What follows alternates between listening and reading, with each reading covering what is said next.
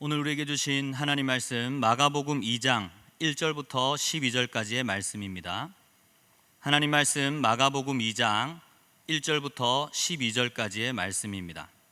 제가 먼저 한 절 읽고 여러분 한 절 읽고 한 절씩 교독하도록 하겠습니다. 마가복음 2장 1절부터 12절까지 말씀입니다.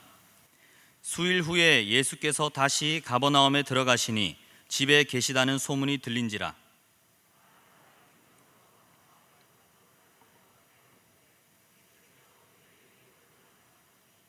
사람들이 한 중풍병자를 네 사람에게 메워 가지고 예수께로 올세.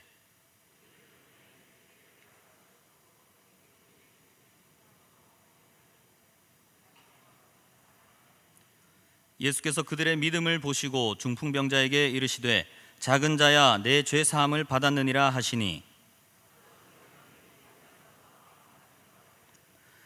이 사람이 어찌 이렇게 말하는가? 신성 모독이로다. 오직 하나님 한 분 외에는 누가 능히 죄를 사하겠느냐?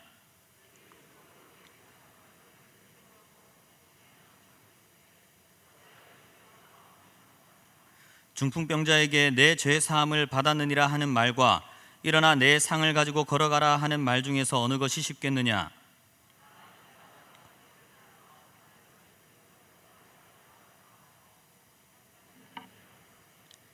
내가 내게 이르노니 일어나 내 상을 가지고 집으로 가라 하시니, 그가 일어나 곧 상을 가지고 모든 사람 앞에서 나가거늘 그들이 다 놀라 하나님께 영광을 돌리며 이르되 우리가 이런 일을 도무지 보지 못하였다 하더라.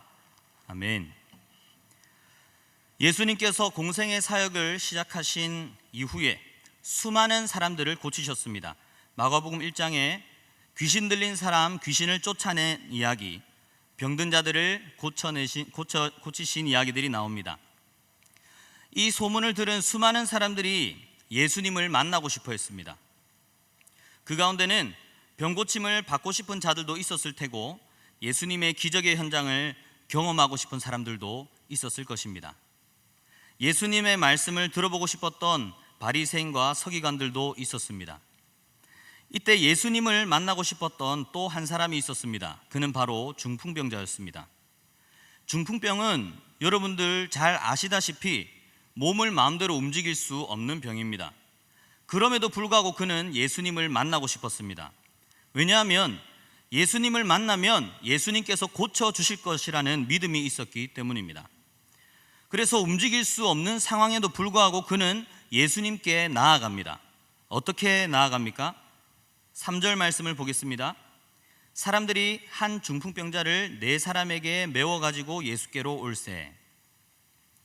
이 중풍병자를 위해서 사람들이 그를 침상째로 메고 예수님께 나아갑니다. 그의 가족과 친구들이었겠죠. 걸어서 못 가면 들고서라도 가자. 왜 그렇게까지 할까요? 그들에게 믿음이 있었기 때문입니다. 예수님을 만나면 고쳐주실 거야. 그런 믿음이 있으니까 중풍병자를 들고 가는 것쯤이야 아무것도 아니죠. 그래서 그 친구들은 중풍병자를 침상째로 들고 예수님을 만나러 간 것입니다. 그런데 예수님께서 계신 집에 가보니 이미 수많은 사람들이 몰려와서 문 앞까지도 설 자리가 없게 되었습니다. 사람들이 중풍병자를 들고 오기는 했는데 들어갈 수가 없는 거예요. 이제 어떻게 해야 될까요? 들어가지 못하고 예수님 얼굴도 못 보고 그냥 그 자리에 있어야 할까요? 아니면 다시 돌아가야 할까요? 그냥 구경 온 거라면 그래도 되겠죠. 그러나 그들은 그냥 구경 온 것이 아닙니다. 예수님을 만나면 예수님께서 고쳐주실 거라는 믿음을 가지고 왔잖아요. 그러면 어떻게든 예수님을 만나야 되지 않겠습니까?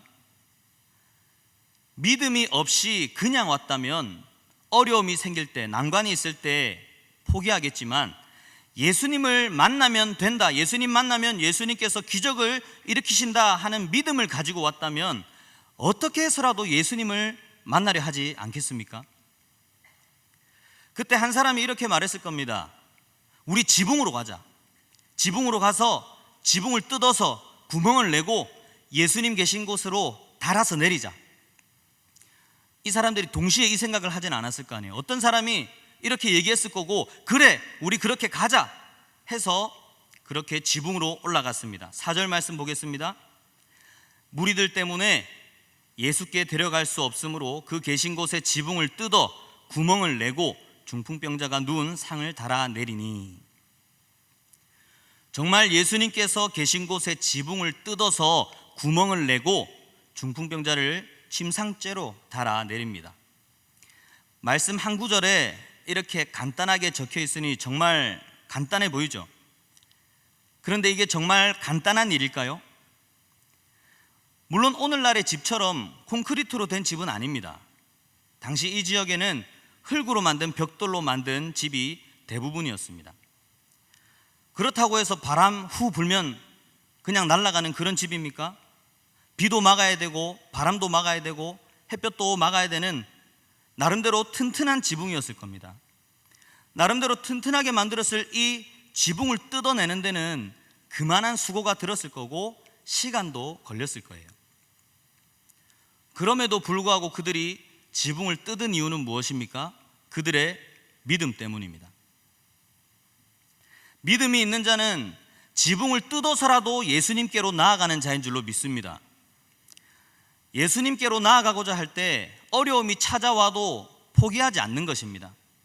진짜 믿음이 있다면 어려움을, 장애물을 극복해서 수고로움을 견뎌내고 주님께 나아가게 되는 것입니다.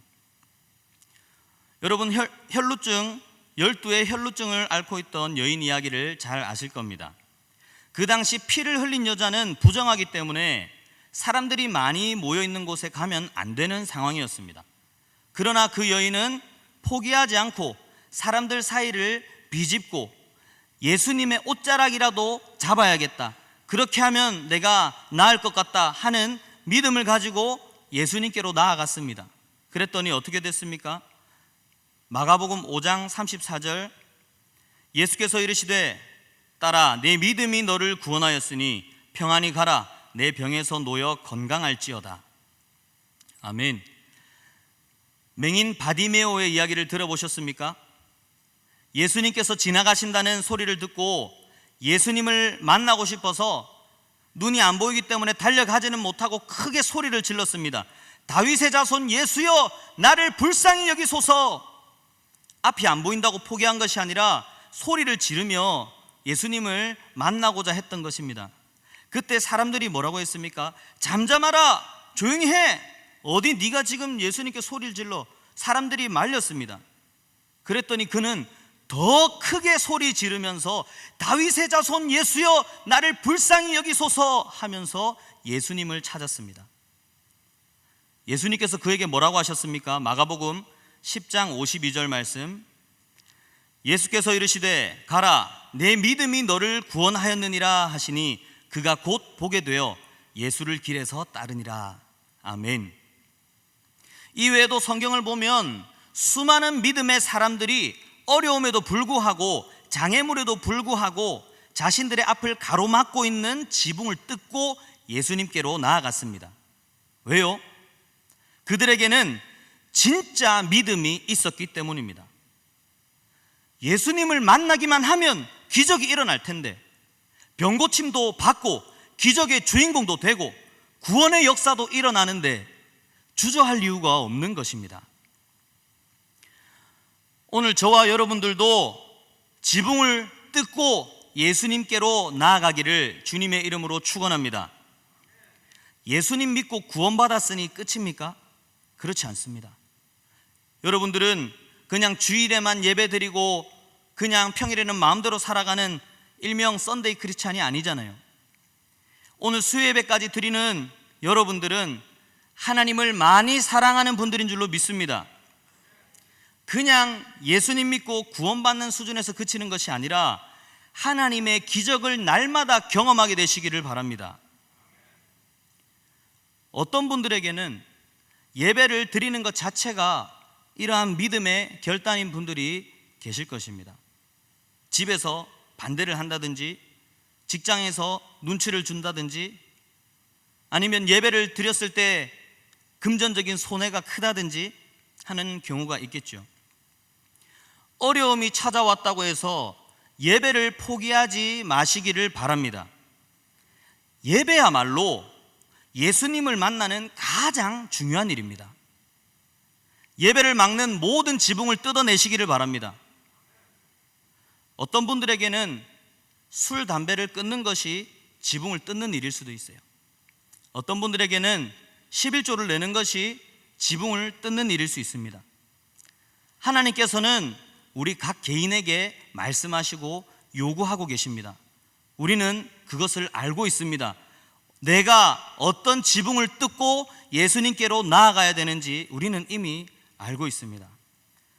어려움이 왔다고, 불편함이 왔다고 포기했던 그러한 일들을 믿음의 결단으로 해내는 저와 여러분 되기를 주님의 이름으로 축원합니다. 그런데요, 우리가 이렇게 성경 말씀을 삶에 적용해서 살아가다 보면 예기치 못한 상황을 맞닥뜨리게 될 때가 있습니다. 그것은 바로 사람들의 반응입니다. 오늘 본문에는 지붕을 뜯어 구멍을 내고 쉽게 예수님을 만난 것처럼 나옵니다. 그러나 우리는 거룩한 상상력을 통해서 이 상황을 한번 자세하게 상상해 볼 수가 있습니다. 다른 사람들은 왜 지붕을 안 뜯었을까요? 남의 집에 지붕을 뜯는 일이 상식적으로 옳은 일입니까? 다른 사람들은 지붕을 뜯을 힘이 없어서, 능력이 없어서 안 뜯었을까요? 중풍병자와 그 친구들이 지붕에 올라가서 남의 집 지붕을 뜯을 때 그것을 보는 사람들은 어떻게 반응했을까요? 다양한 사람들이 있었을 겁니다. 지붕을 뜯는 모습을 보고 우리도 저렇게 할 걸 하는 사람들도 있었을지도 모르겠습니다. 그런데 아마 대부분의 사람들이 저 사람들 봐봐, 저 사람들 제정신이 아닌 것 같아, 미쳤나 보다, 왜 저렇게까지 하지? 라고 하는 사람들도 있지 않았을까요? 집 주인의 입장은 어땠을까요? 왜 남의 집 지붕을 뜯느냐고 뭐라 하지 않았을까요? 어떤 학자는 이 집이 예수님의 집이었다고 하는 학자도 있습니다. 예수님의 집이었다고 해도 예수님의 가족들이 다 지붕 뜯는 일을 찬성했을까요? 다 괜찮았을까요? 오늘 본문에 사람들의 이러한 반응이 자세히 기록되지 않았기 때문에 오늘도 수많은 사람들이 믿음의 결단으로 나아가고 지붕을 뜯다가 생기는 이러한 반응들 때문에 쉽게 지치고 포기하는지도 모릅니다. 그러나 우리는 성경의 곳곳에서 사람들의 이러한 반응을 어렵지 않게 찾아볼 수 있습니다. 앞서 말씀드린 바디메오가 예수님 만나려 할 때, 맹인 바디메오가 예수님 만나려 할 때 사람들이 가로막으면서 잠잠하라 하고 소리쳤습니다. 나사로의 동생 마리아가 예수님의 발에 향유를 붓고 머리털로 닦을 때 사람들은 그것으로 가난한 사람을 돕지 않았다고 그를 비난했습니다. 여러분 잘 아시는 다윗을 보십시오. 하나님의 군대를 모욕하는 블레셋 장수 골리앗을 무찌르겠다고 하는데도 심지어 그의 형이 그를 비난합니다. 맡겨진 양들이나 잘 치라고, 너는 전쟁을 구경하러 온 교만하고 완악한 놈이라고 그렇게 그를 비난했던 것입니다. 우리가 믿음을 가지고, 믿음의 결단을 가지고 하나님께로 나아가려고 할 때 우리는 종종 사람들의 비웃음, 조롱, 비난을 받을 때도 있다는 것을 기억해야 합니다. 코로나19로 인해서 예배를 제한당하는 일이 일어났습니다. 누구나 이해할 수 있는 방역 지침이라면 당연히 따를 것입니다. 그러나 수백 명이 모이는 교회든 수천 명, 수만 명이 모이는 교회든 20명만 모여서 예배를 드리라, 이런 지침은 논리적으로도 맞지 않을 뿐더러 형평성도 어긋난 것입니다. 마트, 백화점, 직장, 학교, 학원, 식당 다 가지 않습니까? 가까운 마트를 보십시오. 교회만큼 방역 철저히 하고 명단 작성하고 거리 두기 하고 다 합니까? 수백 명의 사람들이 바글바글 하잖아요. 모기장을 치려면 다 쳐야지 한쪽 명만 친다고 모기가 안 들어옵니까? 왜 교회만 이렇게 강력하게 제한하는 것입니까? 이건 방역이 아니라 교회를 향한 탄압이라고밖에 여겨지지 않는 것입니다. 이러한 상황에서 우리 세계로교회는 끝까지 예배를 드렸습니다. 담임 목사님과 장로님들의 만장일치 결의로 끝까지 예배를 드리다가 폐쇄 조치까지 당했습니다. 우리가 이러한 믿음의 결단을 할 때 하나님께서는 기뻐하시고 예배가 회복될 것이라는 이러한 믿음이 있었기 때문에 이 일들을 한 것입니다. 이 일이 뉴스를 도배하자 어떤 일이 있었습니까? 응원하고 격려하는 사람들도 있었지만 교회를 잘 몰라서 비난하는 사람들도 있었습니다. 이해합니다. 잘 모르면 그럴 수 있죠. 그런데 기독교인들 중에서도 예배를 드리면 안 된다라고 하는 사람이 있는 거예요. 그렇게 하면 사람들이 좋아하겠냐? 그렇게 해서 사람들이 예수를 믿겠냐? 이웃을 위협하면서까지 예배를 드리면 되냐라는 겁니다. 맞는 말 같습니까? 저는 그들을 향해서 해주고 싶은 말이 너무나도 많았습니다. 진짜 믿음이 있는 건가? 진짜 예배가 위협이 된다고 생각한다면 그들은 지하철도 안 타고 식당도 안 가고 학교도 안 가고 직장도 안 갑니까? 이 마음속 깊은 곳에서부터 막 우라통이 터지는 거예요. 우리가 모여서 예배 안 드리고 온라인으로 예배 드리면 사람들이 좋아할까요? 예수님 믿는 사람들이 많아질까요? 저는 중학생 때부터 이 교회를 다녔고 여기서 세례를 받고 여기서 신앙생활을 했습니다. 믿음의 결단을 하면서 살아갈 때 하나님께서 어떻게 역사하시는지 수도 없이 들었고 직접 경험하면서 그렇게 살아왔습니다. 제가 고등학생이 되었을 때 3년 동안 하나님께 결단한 것이 있습니다. 점심시간 때마다 기도회를 해야겠다. 하나님 앞에 기도해야겠다. 그것이 하나님께서 기뻐하시는 일이라 생각했고 그렇게 할 때 하나님께서 역사하시겠구나 하는 믿음이 있었습니다. 때때로는 어려움이 찾아왔습니다. 기도회를 했던 음악실을 사용하지 못하게 되어서 나중에 다른 선생님께 부탁을 해서 물리실에 가서 기도회를 하고 나중에는 거기도 사용하지 못하게 돼서 생물실에 가서도 기도회를 하고 나중에는 다 안 된다고 해서 그냥 벤치에 모여가지고 기도회를 했어요. 남고였습니다. 남자 고등학교였습니다. 남자만 있는 고등학교에서 벤치에서 모여서 기타 치면서 하나님 찬양하고 그렇게 기도를 했습니다. 다른 친구들이 보든 말든 신경 쓰지 않고 그렇게 하나님께 기도를 했습니다. 그랬더니 친구들이 장난을 많이 치더라고요. 막 비웃기도 하고 야 춤춘다, 야 자들 봐봐, 데리고 와서 놀리기도 하고 구경거리가 되었습니다. 어떤 친구는 4층에서 막 소리 지르면서 자기가 하나님이라는 거예요.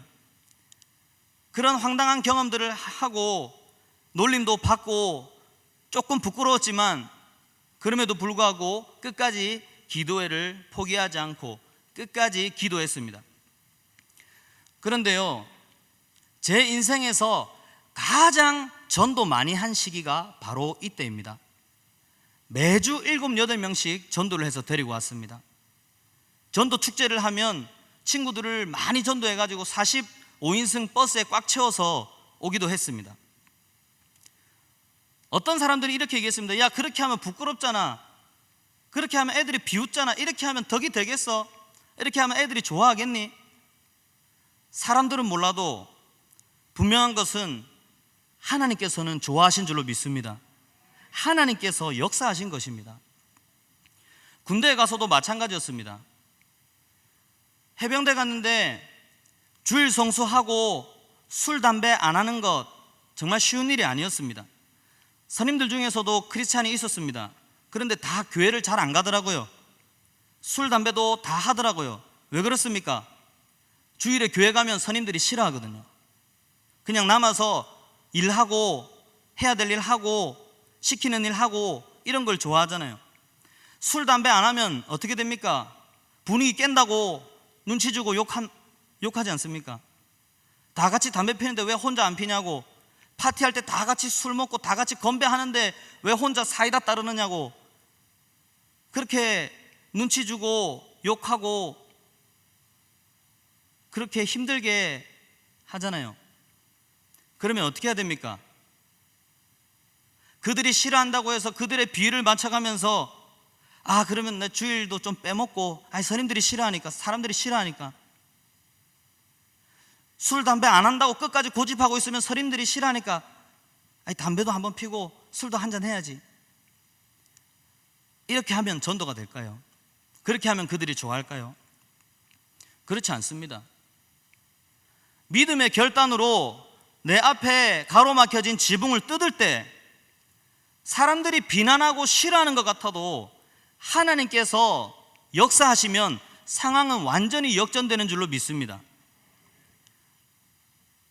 사진을 한번 보겠습니다. 선임들이 저한테 써준 편지입니다. 부끄러우니까 빨리빨리 읽어드릴게요. 묵묵하게 항상 열심히 잘한다고. 다음 사진 보겠습니다. 항상 열심히 하고 기합도 들어있는 모습 보기 좋아. 평일에는 부대에서 열심히 하고 주말에는 사도회라고 했는데 사도회가 아니라 신우회입니다. 선임이 잘 모르는 거예요, 교회에 대해서.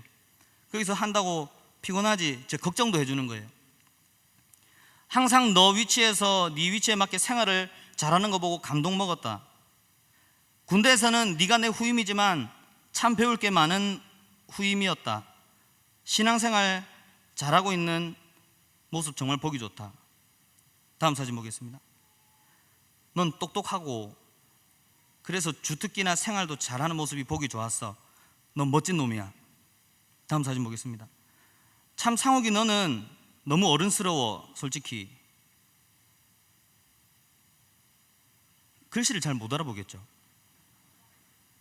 그래서 좋았어. 네가 좋았어. 그 다음 사진. 선임은 이제까지 네가 간부한테 욕먹는 걸 한 번도 본 적이 없다. 아마도 종교의 힘인가?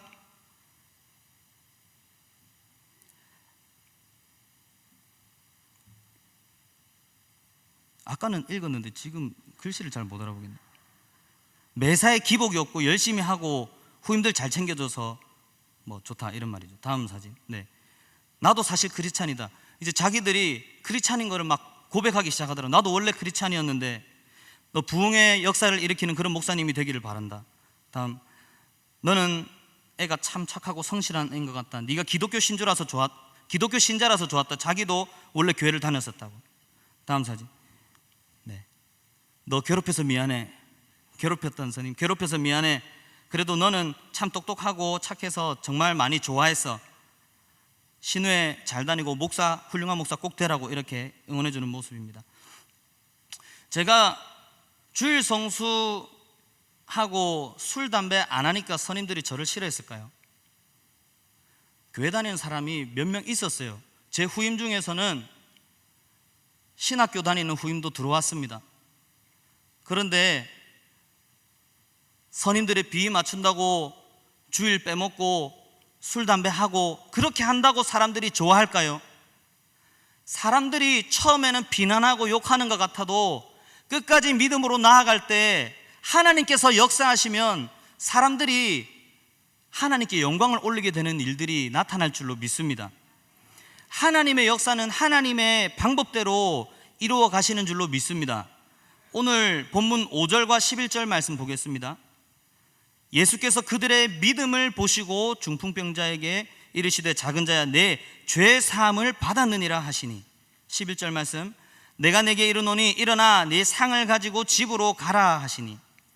믿음으로 지붕을 뜯었던 그들의 믿음을 보신 예수님께서는 그 중풍병자에게 죄 사함의 은혜를 허락하셨고 뿐만 아니라 그의 병을 고쳐주신 줄로 믿습니다. 그랬더니 사람들이 어떻게 반응합니까? 12절 말씀 보겠습니다. 그가 일어나 곧 상을 가지고 모든 사람 앞에서 나가거늘. 중풍병자가 몸을 못 움직이고 자기가 누워있던 그 상을 예수님께서 일으키셔서 자기가 누웠던 그 상을 들고 나간 거예요. 그랬더니 그들이 다 놀라 하나님께 영광을 돌리며 이르되 우리가 이런 일을 도무지 보지 못하였다 하더라. 모든 사람이 다 놀라며 하나님께 영광을 돌린 줄로 믿습니다. 집주인도, 이 집에 사는 가족들도, 구경하던 사람들도, 비난하던 사람들도 모든 사람이 다 하나님께 영광을 돌렸습니다. 이게 바로 하나님의 방법입니다. 그 자리에 예수님을 만나러 온 수많은 사람들이 있었습니다. 그들 모두 다 하나님의 기적을 바라보았고 하나님께 영광을 돌렸습니다. 그러나 모두 기적을 직접 경험하지는 못했습니다. 중풍병자와 이 무리들에게는 큰 차이점이 있었기 때문입니다. 그것이 무엇입니까? 믿음입니다. 수많은 사람들이 몰려왔지만 5절 말씀을 보면 예수님께서는 그들의 믿음을 보시고 즉 중풍병자와 그를 데려왔던 그 사람들의 믿음을 보셨다라고 말씀하고 계십니다. 그들의 믿음을 어떻게 보셨습니까? 지붕을 뜯는 그 모습을 통해서 그들의 믿음을 볼 수 있었던 것입니다. 우리의 삶에 아무런 어려움과 장애가 없다면 우리는 오히려 하나님께 우리의 믿음을 보일 기회가 없을지도 모르겠습니다. 또한 어려움과 장애가 찾아왔을 때 지붕을 뜯지 않는다면 우리는 우리의 믿음을 주님께 보여드릴 수가 없습니다. 어려움이 찾아온다면 기회로 여기시고 지붕을 뜯어내는 저와 여러분 되기를 주님의 이름으로 축원합니다. 믿음으로 살아가는 사람들은 어려움이 다가왔을 때 이제 지붕을 뜯는 것까지는 어느 정도 합니다. 그런데 사람들의 반응 때문에 두려워하고, 사람들의 반응 때문에 주저하고, 사람들의 반응 때문에 흔들릴 때가 종종 있습니다. 사람들이 뭐라고 한다고 해서 두려워하지 마십시오. 흔들리지 마십시오.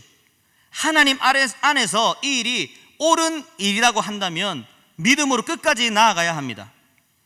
그렇게 할 때 중풍병자도 고침을 받았고 혈루증 여인도 고침을 받았습니다. 맹인도 눈을 뜨게 되었고 다윗도 골리앗을 무찌를 수 있었던 것입니다. 우리 세계로교회는 교회가 무기한 폐쇄된 이후에도 잔디밭에 모여서 끝까지 예배를 드렸습니다. 이 일들을 위해서 수많은 분들이 함께 수고했고 우리 모두가 회복을 위해서 함께 기도했습니다. 그랬더니 어떻게 되었습니까? 교회 폐쇄 조치가 한 주 만에 해제된 줄로 믿습니다. 어디 그뿐입니까? 그동안 꼼짝 않았던 정부도 이제 예배 인원에 대해서 수정하기 시작한 것 아닙니까? 그리고 보십시오. 수많은 한국 교회가 일어났습니다. 사진 한번 볼까요? 대구 서문교회도 우리도 그렇게 하겠다. 대구 경북 교회들이 일어났습니다.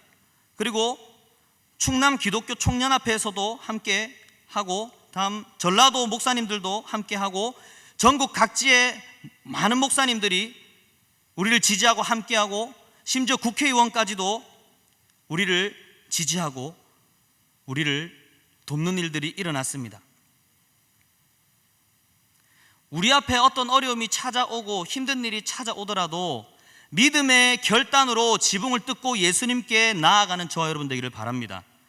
때로는 사람들의 비웃음, 사람들이 우리를 조롱하고 비난하더라도 끝까지 흔들리지 않고 믿음의 길을 가시기를 바랍니다. 그렇게 할 때 하나님께서는 우리의 삶 속에서 하나님의 역사를 하나님의 방법대로 이루심으로 영광 받으시는 줄로 믿습니다.